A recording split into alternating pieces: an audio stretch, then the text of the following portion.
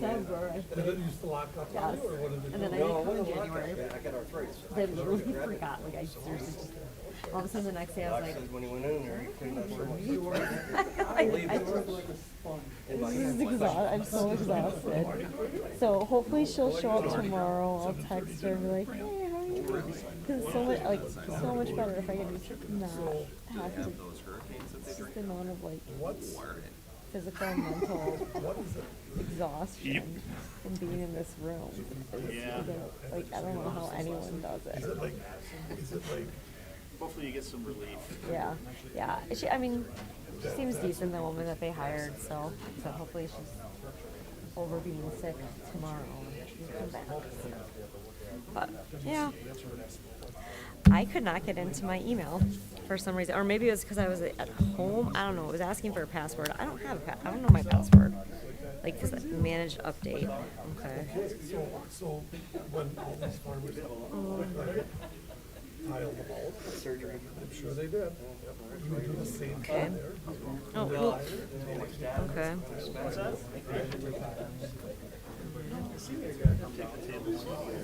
How's that? Yeah, I don't know why it's asking me to sign into my. Good evening, County Board Supervisors, staff, and guests. Please sign in.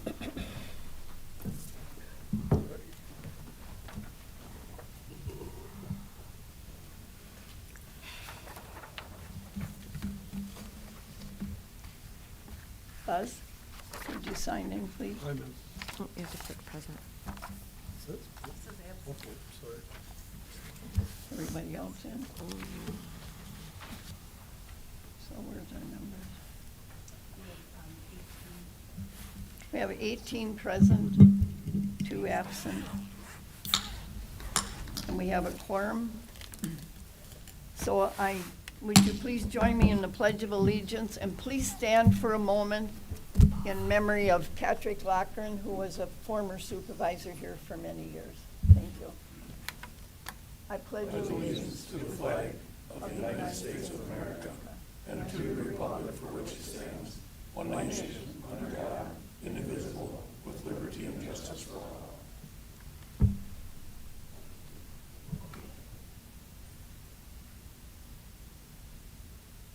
Thank you. I motion to approve the agenda. I have a motion by Supervisor Miller and a second by Supervisor Cleveland. If there are no questions, please vote your ballot.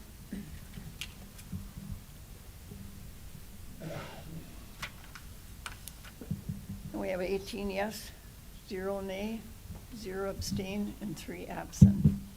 Moving on to the minutes, you've all read your minutes. If there are no corrections or additions, I need a motion to approve. Motion by Supervisor LaTour and a second by Supervisor Cleveland. Seeing no questions, please vote your ballot.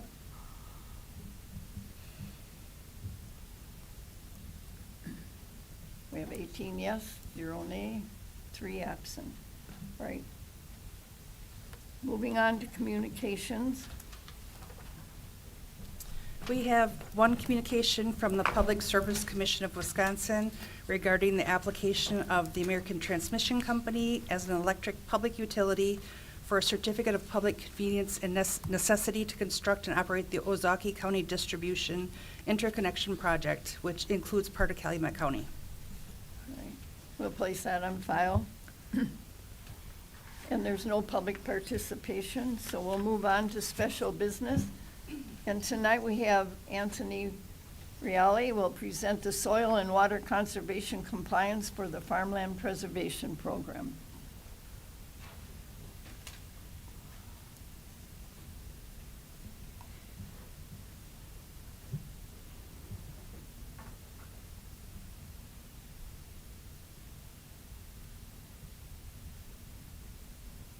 Am I up on the screen?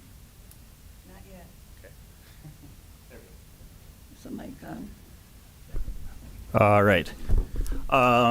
Thanks for having me this evening. My name is Tony Reali. I'm the County Conservationist in the Land and Water Conservation Department. And tonight I wanted to talk to you a little bit about Another component of farmland preservation that you probably don't see very often, you see items come from the Planning and Zoning Department on rezones in the exclusive ag districts, the Agricultural Preservation District, and exclusive ag residential. But there's another component to that type of zoning that the Land and Water Conservation Department handles, and that's the soil and water conservation compliance for the program, which also includes incentives for tax credits. So just a quick overview of the Farmland Preservation Program in Wisconsin. It's, as I mentioned with the zoning, it provides a land use tool to ensure land remains viable for current and future generations of farmers. The component that Land and Water Conservation works on is protecting soil and water by requiring conservation standards are met for those who participate in the program to take the tax credit. One big benefit we see is it keeps farmers and local governments working together, and it keeps a consistent level of communication between us and our farms. So just a little bit about FPP in Wisconsin, and these numbers are from 2023. But in the state of Wisconsin, there were around 10,000 claimants, equaling about 2 million acres, which comes up to about $20 million in tax credits. And if you look at this map, the dark red is less participation. When you get into the blues and grays, that's more participation. So you can see as you move south into southeast Wisconsin, you can see the importance of farmland preservation due to urban pressure. So in Calumet County, the towns of Woodville, Brillion, Rantoul, Chilton, and Charlestown all have the correct zoning to participate in the Farmland Preservation Program.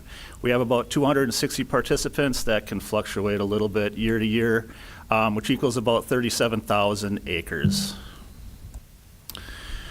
So the tax credit opportunity, before I get into the compliance part of it, the opportunities that farmers or landowners, I should really say, have is $10 per acre for qualifying acres that are in the correct zoning, or farmland preservation zoning or exclusive ag zoning in Calumet County. There's also another option. We do have what's called an agricultural enterprise area. It's called the Hilbert Ag Land on Track, so it's around the village of Hilbert. If you are within that AEA and have signed an agreement with the state, and you're also in the correct zoning, you have an opportunity for a $12.50 tax credit. Some of the eligibility requirements, the landowner must have been the owner for the previous year, or for the year that when the credit is claimed. They also must be a resident of Wisconsin for the entire taxable year. And highlighted here is they must meet the applicable state soil and water conservation standards. Also, the land produced $6,000 in gross farm revenue, or $18,000 in the previous 3 years. I should back up just one sec. So when I talk about the landowners that are eligible for the tax credits, I'm talking about the owner of the land. However, in Calumet County and many other counties, there's a lot of land that actually is rented out to a farm and not cropped or farmed by the landowner. And to meet the gross farm revenue, as long as the renter is meeting that requirement, the landowner is eligible for the tax credit. So what we do with reviewing compliance, so we review the compliance under the entire farm under common ownership. So that means that even if a parcel of land that they own is not eligible for the tax credit because it's not in the correct zoning, we still also have to review compliance with that parcel. We do farm inspections once every 4 years. We conduct site visits, or we also use other reliable methods such as air photo interpretation. And we also check cropland for gully erosion and the tillage setback from watercourses. Where the compliance standards come from, Administrative Code Act, Agriculture, Trade, and Consumer Protection 50.04, which references the state agricultural performance standards, which are in Natural Resources Administrative Code 151. I didn't list them all off for you, but what they do include is standards for nutrient management, manure management, barnyard runoff, feed storage runoff, milkhouse waste runoff. There's quite a list of them, so I didn't want to go through all of them. There is one exception to the rule, is that there's a newer standard that was adopted in 2018. It's called the Slurry and Bedrock Performance Standards. Those are standards for manure applications on areas with 20 feet or less to bedrock, and there's another set of standards that they have until April 1st of 2027 to implement. There's also a difference between new participants and continuous participants. A new participant, so is someone who's never let us know that they want to take the tax credit. So we've never issued them a certificate of compliance or weren't aware that they were interested in that. But before we can issue a certificate with a new participant, they must meet all the current conservation standards before we can issue that certificate.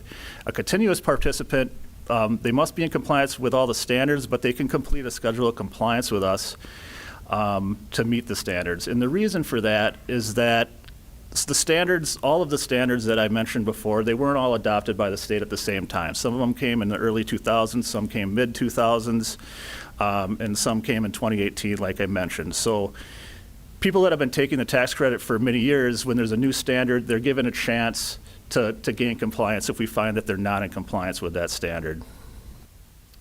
So the certificates, and these are pretty important, and we issue these in our department, but participants need to be letting us know if they're planning on taking the tax credit so that we can make sure they have the right certificate, the right acres, and there's also a unique number that's at the top right of their certificate that we report to the Department of Ag, Trade, and Consumer Protection, who therefore sends that to the Department of Revenue. So when they receive that tax return, they can see that their acres that they have indicated eligible are actually correct.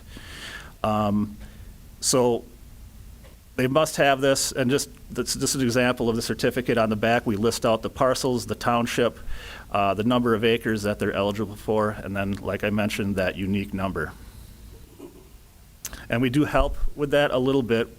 Each year in the fall, we send out a letter indicating reminding them of what their conservation requirements are. And also we send them a postcard to bring back to us that lets us know if they've bought or sold land, because if they have changed ownership of some of their lands, we do need to update the certificate so it's accurate when they do their taxes. Kind of like I mentioned, only landowners that are continuous claimants can continue to claim the tax credit under a performance schedule. And that allows landowners to show good faith in meeting compliance obligations, and they can still get that tax credit.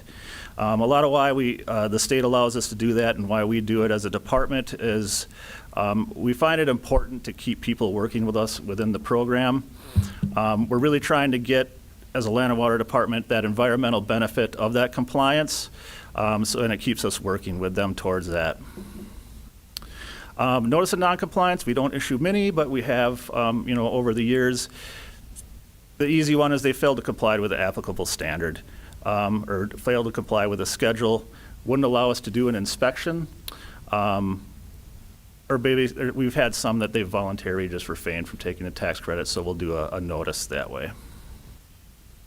It's very important that they give us a chance to confirm their compliance and issue them a certificate. If someone comes in and says, hey, I'd like to take this tax credit and I'm doing my taxes tomorrow, it's not going to happen. And we have had people come in and ask for that. And then we also need to add them to our inspection list so we can get out there every 4 years.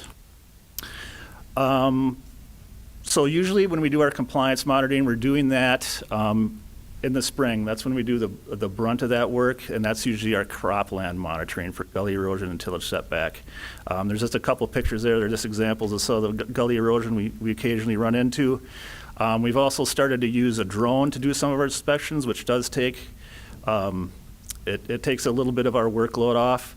That being said, there's certain things that you can spot with a drone that you really do need to go out and field verify. So before we would ever send a letter out of noncompliance, we would go out to the field and make sure we know what we were looking at before we make that call. Summer through the fall, we will do livestock facilities. That's the best time to do that. That's when feed has been put up on the feed pads, and most things on a livestock facility are able to be looked at. Just examples of things that counties will run into with noncompliance in a livestock facility, and these two examples are actually two newer standards that came in 2011. But on the left there, you can see a discharge from a feed pile. I don't remember where that picture actually came from, but you can imagine that if there was a stream directly downstream of that pile and that runoff was going to there, that could cause some significant damage to the water quality of that stream. The one on the right is what a milk house waste discharge looks like, and that's one we actually fixed a few years ago. They had been discharging milk house that way prior to the standard actually being adopted by the state, so they weren't doing anything wrong because that was a newer standard. So we were able to work with them. In that case, we were actually able to get some cost share and take care of that issue. Just to reiterate why it's important, it gives some ongoing tax incentives to landowners, preserves farmland, and it meets conservation and environmental goals, and it creates an ongoing relationship with us and the participants. I'll tell you that in our department, one of the go-to people is Amanda Kleiber, who she's the one that administers this program within our department. And anytime there's questions, she's kind of the first one that gets a lot of the questions that we get just about conservation in general, not even necessarily just this program. And then it allows us some time to meet with our farms every 4 years, discuss their operations, and see how everything is going. Questions?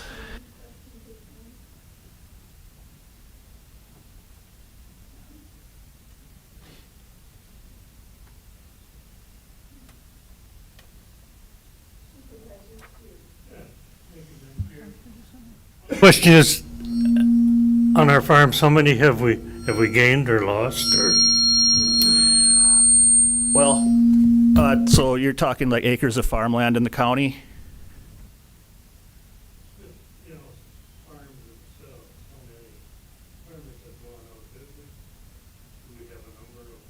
I don't have a number off the top of my head, but I know the last time I looked at that for our land and water plan, yeah, we do lose cropland. I mean, the other thing we see is we do see less small farms and more larger farms, more animal units, but less actual like farmsteads or livestock facilities. There are no more questions. Thank you very much, Tony. Thank you. Appreciate your help.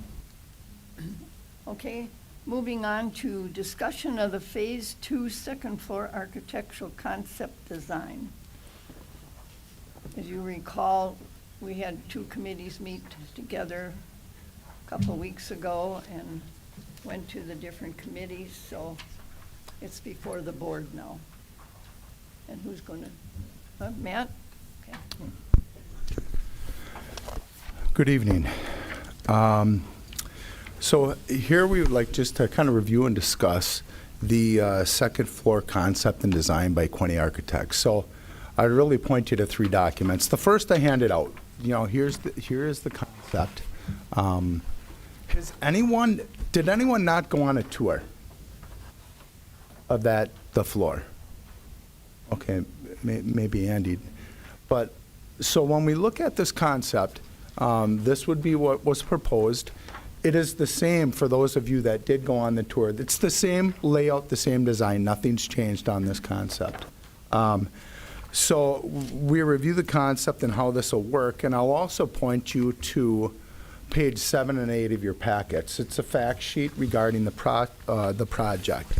So I'm gonna go over the sheet briefly because I know I went over this with most of you already, and you've had a time to review it. And I don't, in the essence of time here, I know we've talked about this a lot, and you've heard me talk about this a lot. So sometimes less of me is better. Anyway, so the project description, the scope includes the entire second floor, roughly 49,000 square feet. What we would envision is this project's done in 2 phases.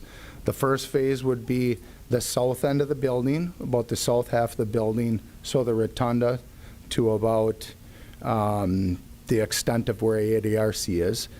Those employees would relocate to the north half of the building. They would work from Appleton, they would work remote, or we would find another place in the courthouse to house those employees. So there's been tentative planning for that. So that would be the first phase of the project. The second phase would then be to do the northern half. So once this phase was complete, we would move the northern people who could come over this way, also bring some of the people back. Those individuals would also work from home in Appleton office as they could. So really the concept in the project's 2 phases. It's bid as one, so we consider this would be the second floor phase 2 remodel would be one project bid as one.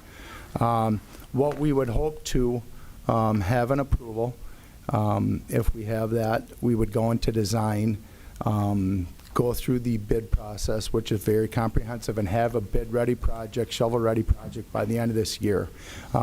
Really the point for that is this project would be very conducive to winter work. So when you look at contractors, we have interior work that they can do all through the winter to start. So the extent of the work on page 7, it includes the second floor. We'd also include 2 alternates. Alternate 1 would be to refinish 2 stairwells. The first would be this west stairwell that most of you probably came down here from the basement to the 3rd floor. The second stairwell is the center stairwell on the east side of the building, and that would go from the basement to the 3rd floor. The second alternate would be to tie 2 chillers together. Right now we have 2 individual units that serve different portions of the building.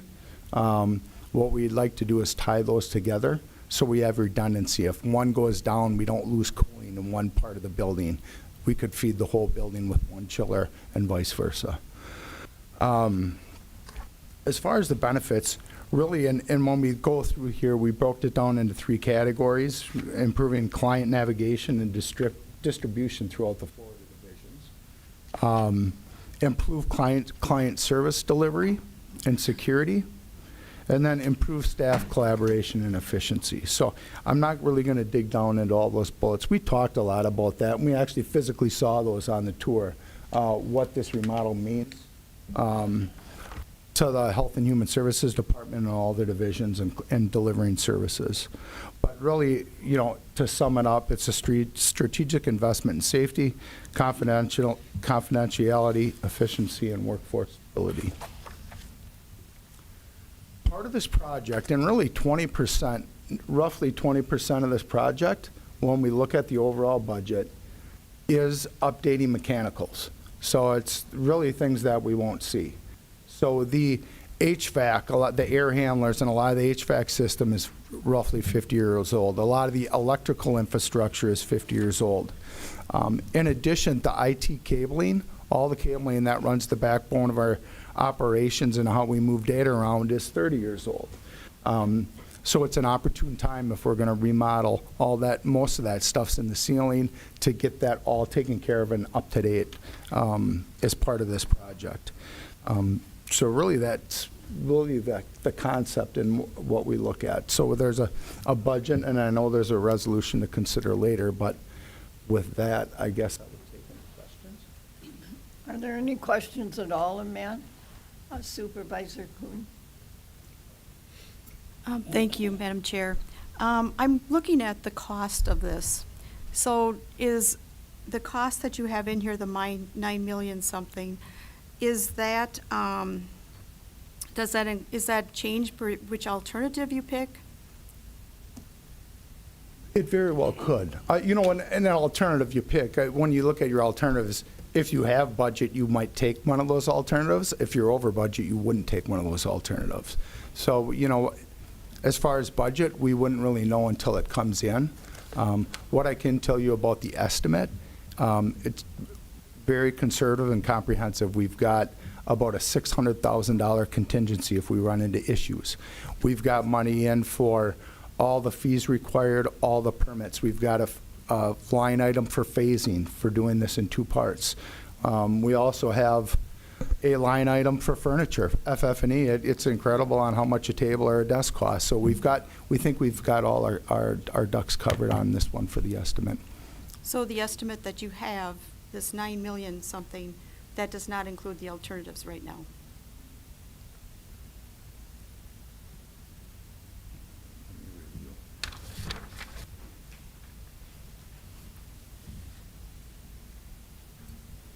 If you want me to talk to that, I can.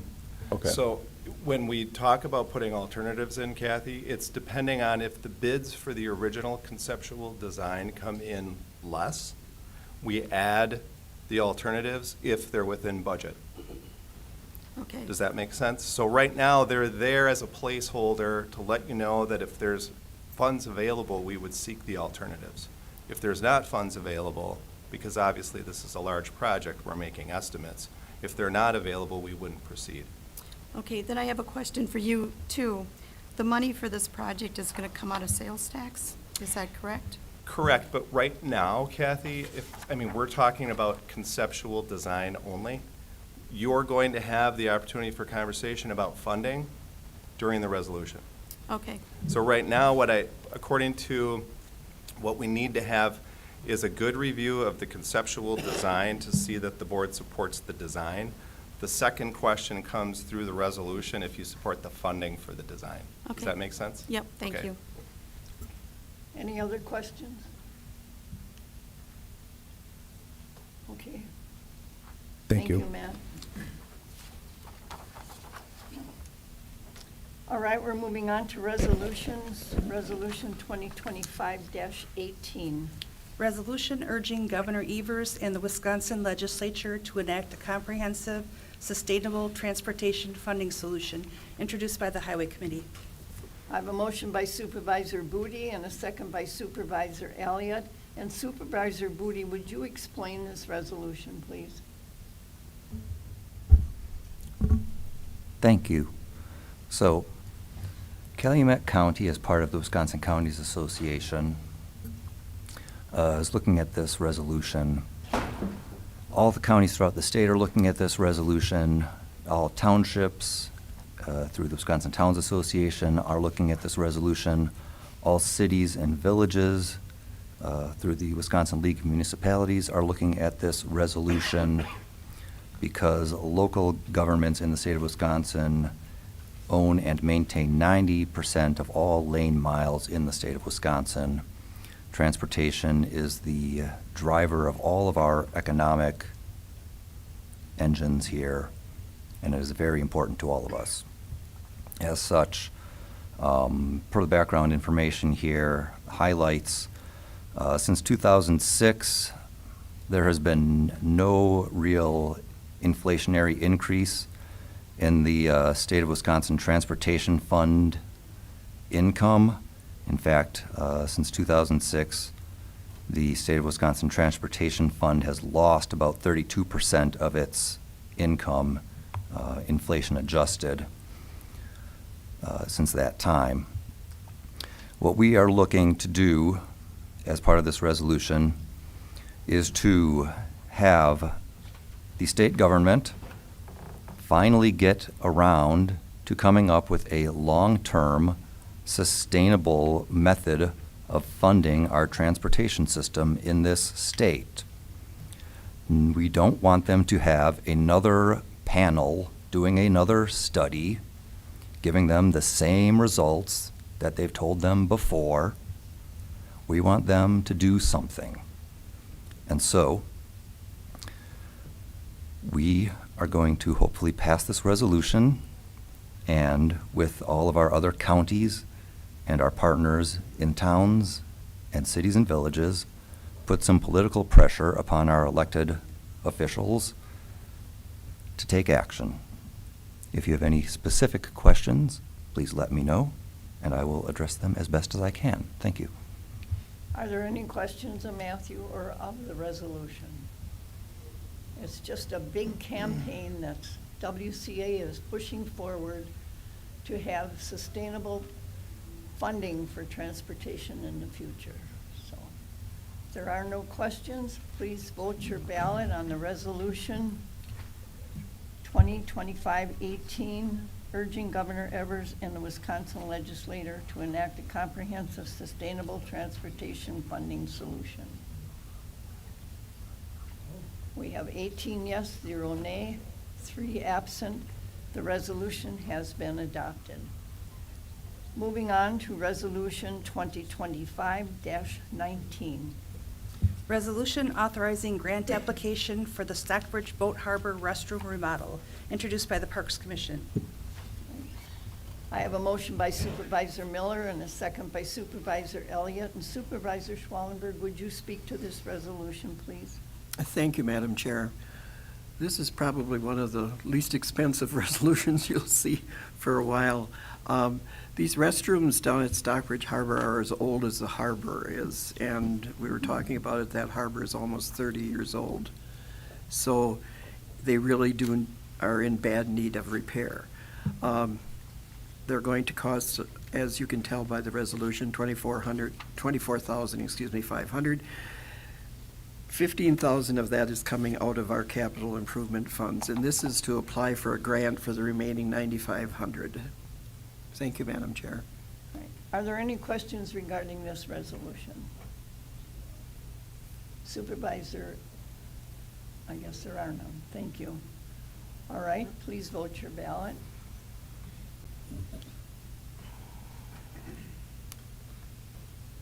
We have 18 yes, 0 nay, 3 absent. That resolution has been approved. Moving on to Resolution 2025-20. Resolution authorizing salaries for elected officials for the years 2027 through 2030, introduced by the Administrative Services Committee. I have a motion by Supervisor Tunis and a second by Supervisor Booty. And Supervisor Diedrich, would you speak to this resolution, please? Thank you, Madam Chair. Every several years, when we have upcoming election, we have to set the salaries for the elected officials before the election. And what this resolution is doing, it's setting the salary for the officials who are coming up for office. So it's pretty straightforward. You see the numbers. I encourage you to support the resolution. Thank you. Are there any questions regarding this resolution? Supervisor Tunis? Thank you, Madam Chair. I guess my one question is, what you're proposing, is that within line with the other counties near us? I'm going to turn that over to Todd. Yeah, I can answer that. So we do go through a process of comparables. So we'll identify, I'm looking at our comparables, roughly 20-plus salaries for elected officials, both for the sheriff and the clerk of courts.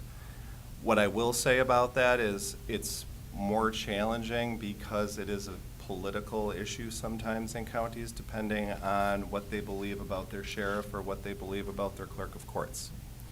So we try to find ourselves typically in the middle, but we oftentimes then compare that to our own compensation plan so that we're not in a situation where your sheriff is making less or significantly less than your chief deputy or patrol officers, for example, and the same thing would be true for clerk of court. So we balance it both through comparables and our own comp plan. And we're typically in the middle. When I look at them, we're competitive, but we're not going to be at the top and we're not going to be at the bottom. So that's why we asked for a higher increase on the front end to kind of correct that and bring that closer to what our comparables are. But they also haven't all decided on theirs yet either. So we have to have it done in March, so some have them done already and some don't. So we have some estimates in terms of what we think the salaries will be. Okay, thank you. Are there any other questions? Supervisor Booty? You have none? All right, thank you. All right, please vote your ballot. And this is to authorize salaries for elected officials for the years 2027 to 2030. We have 17 yes, 1 no, 3 absent. That resolution has been adopted. Moving on to Resolution 2025-21. Resolution amending the 2026 budget for the expenditure of sales tax funds, introduced by the Administrative Services Committee.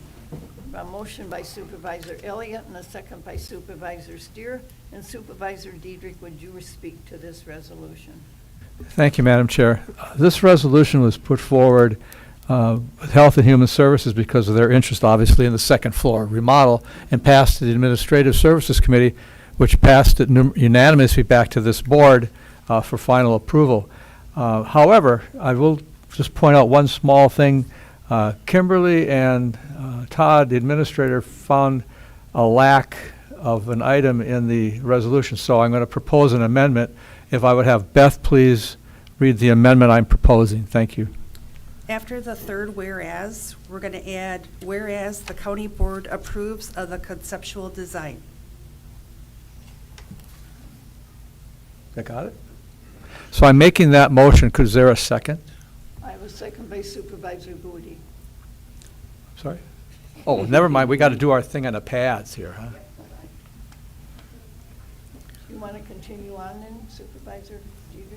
Are you done explaining the resolution? Talking the amendment now, aren't we? All right. Yeah, we're doing the Are amendment. there any other questions? She's trying to get the amendment done first, Alice. All right. Sorry about that. All right. I have a motion for the amendment. It is by Supervisor Elliott and second by Supervisor Steer. Are there any questions on the amendment? That's still the first motion. She's still working on it. All right. It's a little slower. So I can fill a little bit of the space, which is our error on the agenda. So where it said discuss the conceptual design, we should have included in possible action, because as I explained to you the last time we met about the rules, it indicates we're to seek your approval on the conceptual design. And I couldn't have you take action on an item where it just said discuss. So to include it in the resolution, Kimberly and I thought that made sense, because if you vote for or against the resolution, then technically it could include the conceptual design. Okay. So our apologies on that. So we're voting on the original resolution as amended.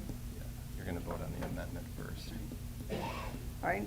Any questions on the amendment to the resolution? Supervisor Tunis? Is this the amendment where, I mean, I wanted to ask about the money, because it's coming out of the sales tax. Is this the appropriate time to do that, or do I wait?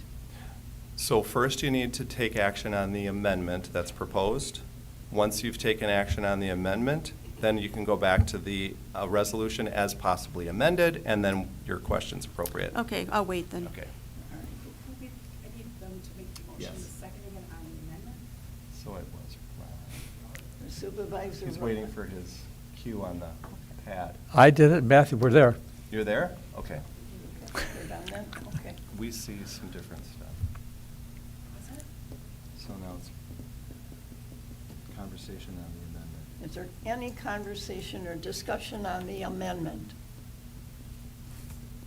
Seeing none, we will vote on the amendment.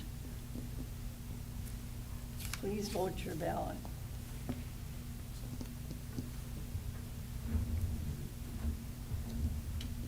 We have 18 yes, 0 nay, 3 absent.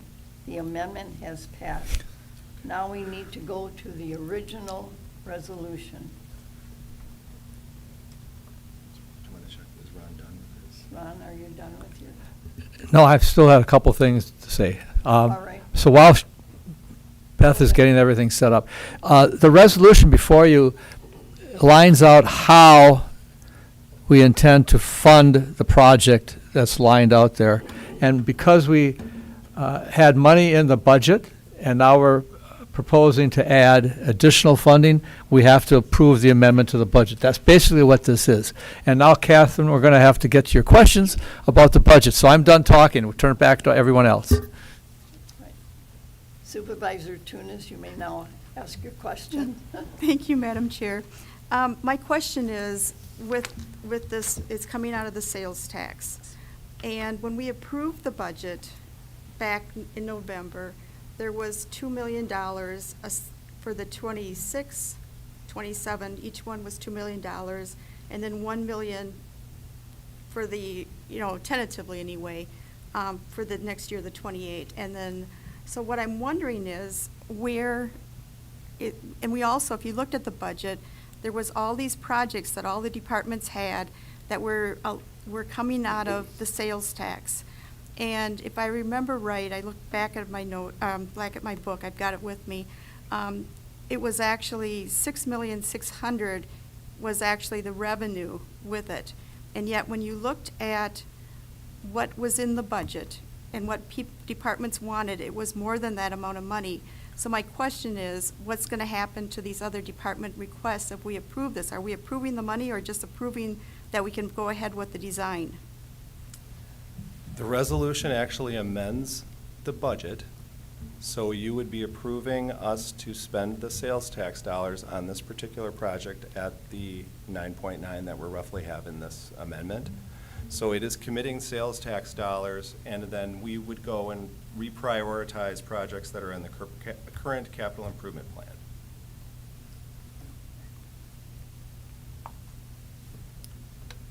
Okay.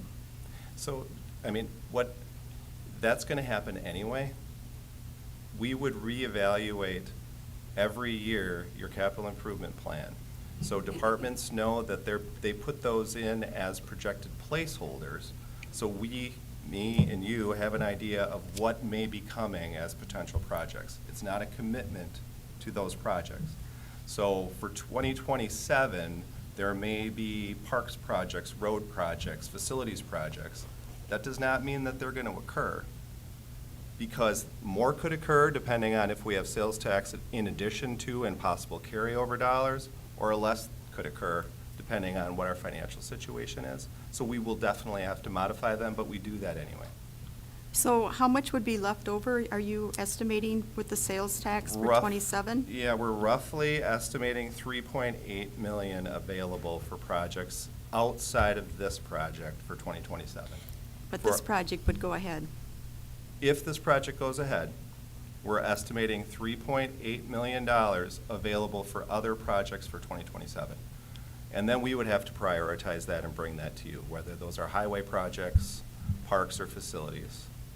And That then- makes sense. And then how would 28 be affected? What would be left over? So 28 would be a new year. It would be, you'd be accruing your revenue for the 2027, and 2028 would be a new year of roughly, 6.6, 6.7, 6.8 million of sales tax. But, You start over. but I thought the 9 million was coming out of 28 as well. No. Okay, it's just 26 and 27 and 25. Yes. Okay, thanks. Any other questions? All right. There are no more requests to speak, so please vote your ballot.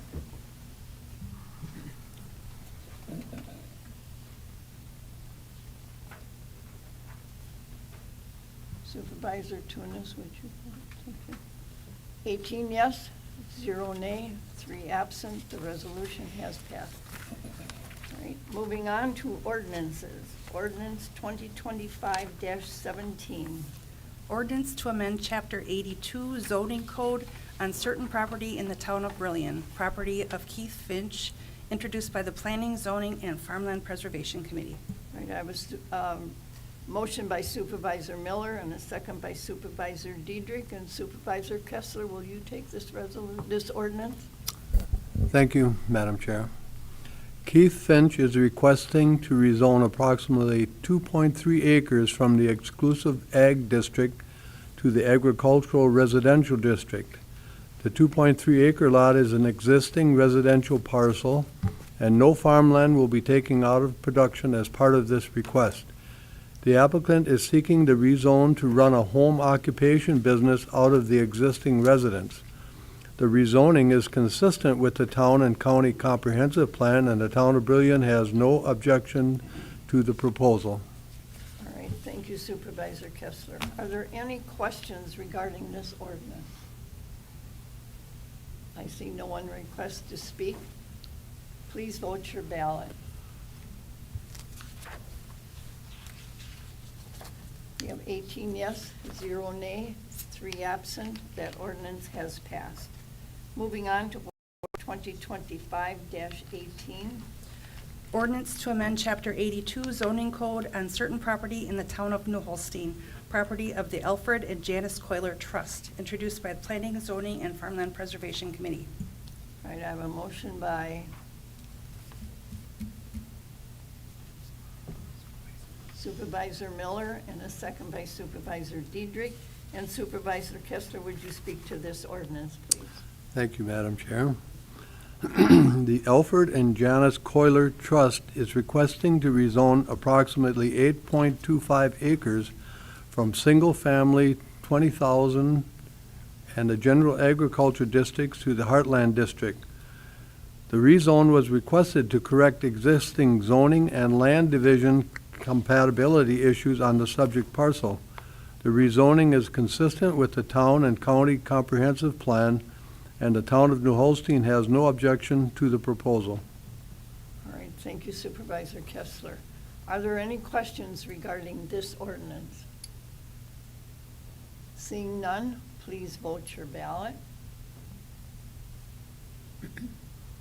18 yes, 0 nay, 3 absent. That ordinance has been adopted. Moving on to supervisor reports. Please indicate if you want to speak.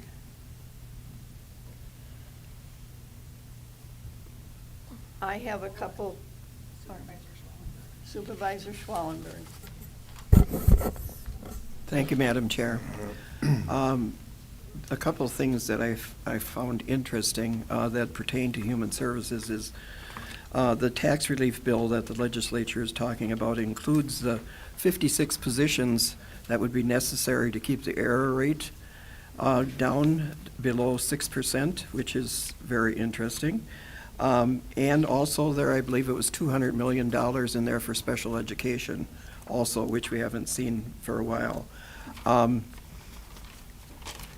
WALDAB, which is the Wisconsin Association of Local Health Departments, and has signed a letter of support for the American Academy of Pediatrics to support their recommendations for immunizations, which is, as some of you may be aware, is against what the CDC is recommending. For parks, we reviewed our fees. If you've seen the agenda, on the agenda there was an item that was land for sale that's adjacent to the park. We have been approached by the survivors of a lady if we would be interested in it. I believe Adam is going to talk to them, or maybe having it appraised. It's east of the upper park. We've also had a request from Make My Move, which is to get people to move into the county. We are going to give them free family tours of our caves. It was suggested that we give them rental nights for our cabins, but that is very difficult to do. They are all pre-registered, and they go in 2-night increments.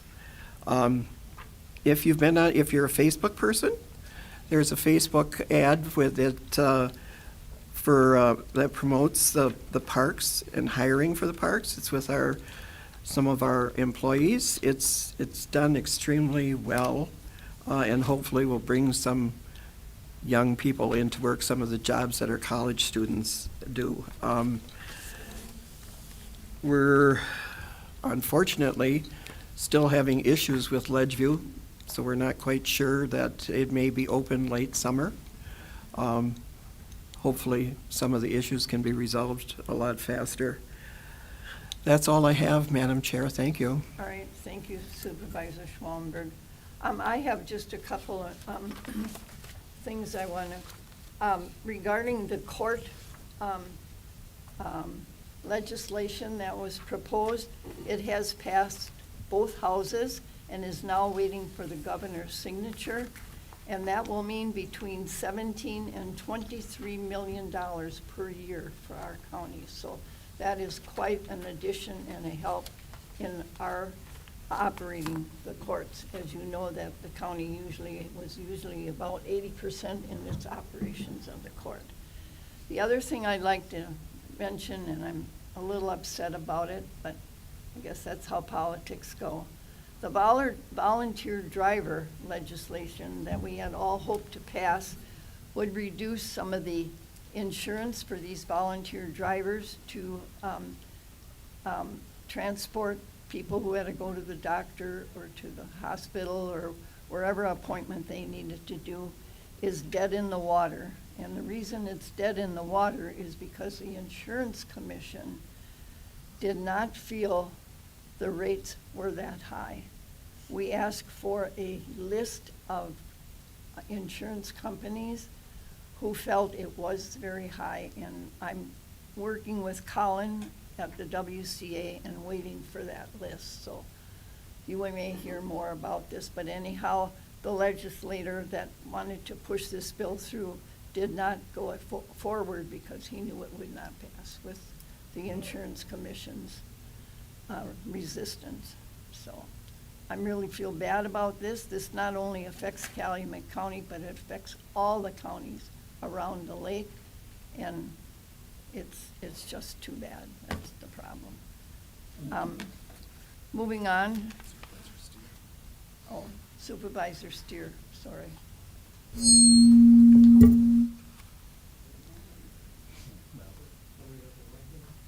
We're having issues, we're gonna replace that, Jeff. Just to add on to Mary, the county park is 20th Maple Street. Thank you, Supervisor Steer. All right, seeing there are no reports, you have the county administrator report before you. We have 3 retirements of a lot of service to the county, and so we wish them well. Is there any questions on the administrative report? Supervisor Schwallenberg. Thank you, Madam Chair. I forgot to mention in my report, and I don't know if I'm stealing some of your thunder, but our Executive Director in Human Services will be retiring in April. Actually, April 13th, I think, is her last day. And Lynn has been with us for 30 years also, too. We'll miss her dearly. The other thing I'd like to make a comment about is the Birth to 3 program that's mentioned in the administrator's report. It's an amazing program, I can tell you that from personal experience with a grandchild, that we learn sign language and all kinds of stuff. And you'd never know now that the issues he had when he was in that age range. So, and I think a lot of the referrals come from our pediatricians. I know at least the one we have on our board really loves this program herself too, and she's actually the one who referred my grandson, so thank you. All right, thank you. Are there any other questions on the report? Seeing none. All right, our next regular meeting will be March 17th, St. Patrick's Day. Everybody wear green. It'll be our next meeting before, well, as the end of our term, I should say. So it will be at 6 o'clock. And so I will adjourn that part of the meeting, and we will go into closed session pursuant to 1985 Paren C of the Wisconsin statutes to review and discuss performance evaluation of a public employee over which the board has jurisdiction and exercises responsibility, specifically the annual performance appraisal as identified in the contract for the county administrator.